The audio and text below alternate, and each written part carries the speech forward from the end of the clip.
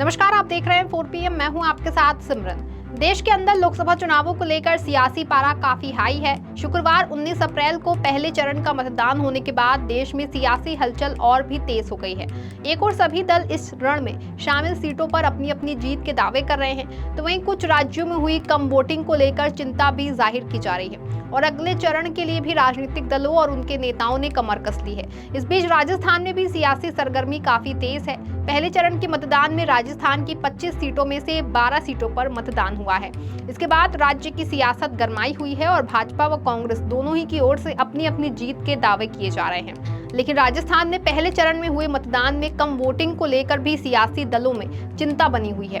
पहले चरण के मतदान को लेकर के पिछले 2 लोकसभा चुनाव के आंकड़ों पर नजर डालें तो इस बार वोटिंग परसेंटेज कम रहा है। चुनाव आयोग की ओर से जारी आंकड़ों में 12 लोकसभा सीटों पर 57.87% मतदान रहा है। अब वोटिंग प्रतिशत कम रहने पर सियासी दलों की ओर से अपने अपने कयास लगाए जा रहे हैं। एक और भाजपा का कहना है कि कम वोटिंग प्रतिशत का लाभ उससे मिलेगा, तो वहीं दूसरी ओर कांग्रेस कम वोटिंग प्रतिशत के बाद भी प्रदेश की अधिकतर सीटों पर अपनी जीत को लेकर आश्वस्त है।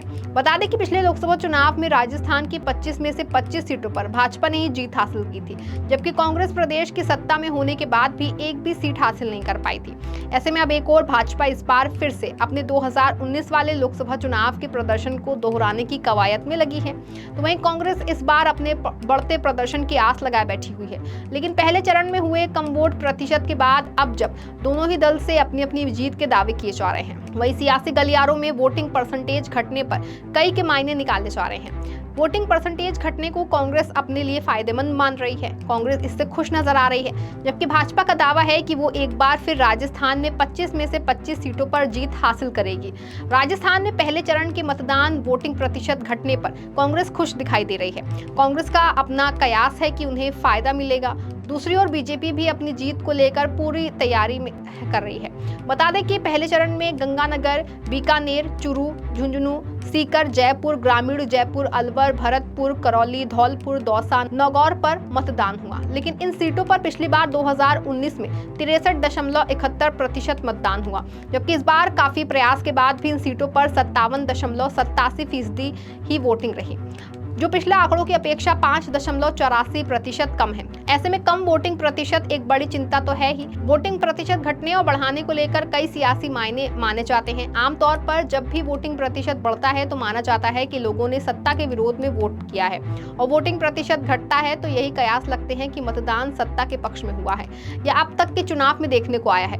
इस फॉर्मूले को राजनीतिक जानकार भी मानते हैं, लेकिन इस बार वोटिंग प्रतिशत घटने को कांग्रेस अपने लिए फायदेमंद मान रही है, जबकि बीजेपी अपनी जीत के लिए आश्वस्त है। हालांकि वोटिंग प्रतिशत घटने से बीजेपी में भी कुछ चिंता भी है।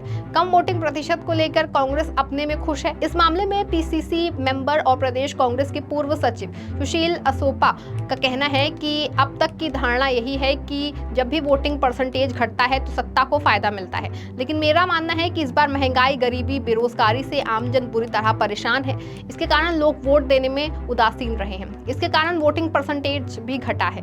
कांग्रेस के प्रदेश महासचिव ललित तुनवाल का ये भी कहना है कि वोटिंग परसेंटेज घटने से बीजेपी को नुकसान हो सकता है। उन्होंने बताया कि पहले चरण में हुए 12 लोकसभा सीटों के मतदान में कांग्रेस करीब आधा दर्जन सीटों पर मजबूत स्थिति में है। मतदाताओं ने मोदी सरकार से उदासीन होकर वोट नहीं दिया है। इसका कांग्रेस को निश्चित रूप से फायदा मिल सकता है। वहीं दूसरी ओर कम वोटिंग प्रतिशत को अपने पक्ष में मानकर भाजपा भी काफी उत्साहित है और अपनी जीत को लेकर आश्वस्त नजर आ रही है। राजस्थान में चुनाव में वोटिंग परसेंटेज कम होने पर मुख्यमंत्री भजनलाल शर्मा ने बड़ा बयान दिया है। उन्होंने कहा कि इन्हीं कारणों के वोटिंग परसेंटेज घट सकता है, लेकिन इससे कोई फर्क नहीं पड़ने वाला। बीजेपी राजस्थान में सभी 25 सीटें जीतेगी। इसी तरह भाजपा के प्रदेश उपाध्यक्ष और पूर्व मंत्री डॉक्टर प्रभुलाल सैनी का कहना है कि बीजेपी चुनाव को लेकर पूरी तरह उत्साहित है। ग्रामीण क्षेत्रों में फसल कटाई और शादी ब्याह होने के कारण वोटिंग परसेंटेज कम हुआ है, लेकिन शहरी क्षेत्र में वोटिंग परसेंटेज अच्छा रहा है। इसी कड़ी में राजस्थान के पूर्व शिक्षा मंत्री व प्रदेश कांग्रेस अध्यक्ष गोविंद सिंह डोटासरा की प्रतिक्रिया सामने आई हैं। उन्होंने अपने सोशल मीडिया अकाउंट पर पोस्ट कर लिखा कि लोकसभा चुनाव के प्रथम चरण में प्रदेश की 12 सीटों पर संपन्न हुए चुनावों में सभी मतदाताओं का आभार एवं धन्यवाद। राजस्थान में कम मतदान का मतलब लोगों में डबल इंजन सरकार और मोदी की गारंटी के प्रति मोह भंग। इसका सीधा फायदा इंडिया गठबंधन को मिलेगा। वहीं वोटिंग प्रतिशत से इतर भी राजस्थान में सियासी पारा काफी हाई है। एक और भाजपा अपने पिछले लोकसभा चुनाव के प्रदर्शन को दोहराना चाहती है, तो वहीं दूसरी ओर कांग्रेस इस बार भाजपा के लक्ष्य में बड़ी सेंधमारी करने की योजना बना रही है। यही वजह है कि नेताओं द्वारा लगातार एक दूसरे पर हमले और सियासी बयानबाजी जारी है। इस बीच राजस्थान पहुंचे कांग्रेस के वरिष्ठ नेता व पार्टी महासचिव जयराम रमेश ने भाजपा व मोदी सरकार पर जमकर हमला बोला। बीजेपी पर निशाना साधते हुए कांग्रेस के वरिष्ठ नेता जयराम रमेश ने कहा कि बहुत साल पहले एक फिल्म आई थी, 20 साल बाद वो ही अब होने वाला है। उन्होंने कहा कि कांग्रेस अपने घोषणा पत्र में 5 न्याय और 25 गारंटी लेकर आई है। बीजेपी का काम झूठ बोलकर लोगों से वोट लेना है।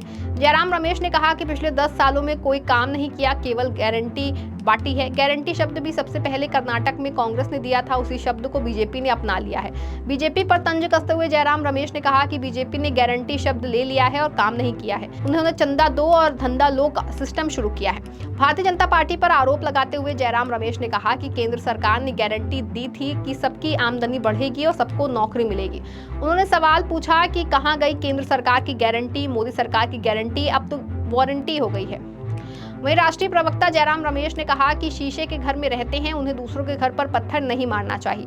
इस दौरान जयराम रमेश ने और मुद्दों पर भी अपनी बात रखी। इंडिया गठबंधन में शामिल कम्युनिस्ट पार्टी के घोषणा पत्र में सरकार बनने पर परमाणु हथियारों को नष्ट करने और धारा 370 को पूरी तरह से लागू करने को लेकर किए गए वादों पर जयराम रमेश ने कहा कि ये उनकी सोच है, हमारी पार्टी की सोच नहीं है। उन्होंने कहा कि देश का परमाणु शक्ति बने आज 50 साल हो गए हैं। ये इंदिरा गांधी के कार्यकाल में हुआ था, 18 मई 1974 में हुआ था। यही हमारी पार्टी है जिसने देश को परमाणु शक्ति राष्ट्र बनाया। वहीं लोकसभा चुनाव में बीजेपी के अब की बार 400 पार की जीत के दावे को लेकर जयराम रमेश ने कहा कि प्रधानमंत्री मोदी की कई सारी कठपुतलियां हैं जो कहती हैं 400 पार सीटें लाएंगे।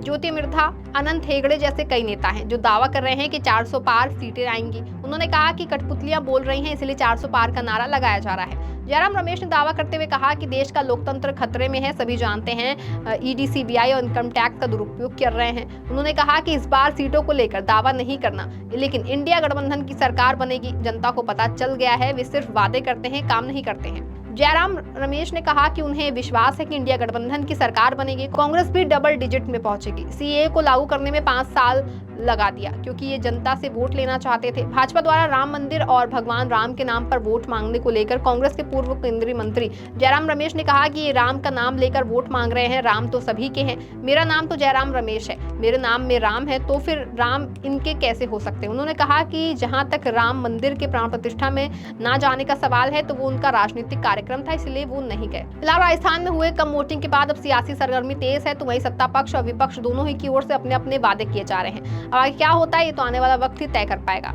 इस खबर में फिलहाल बस इतना ही। तब के लिए आप देखते रहें 4 PM। धन्यवाद।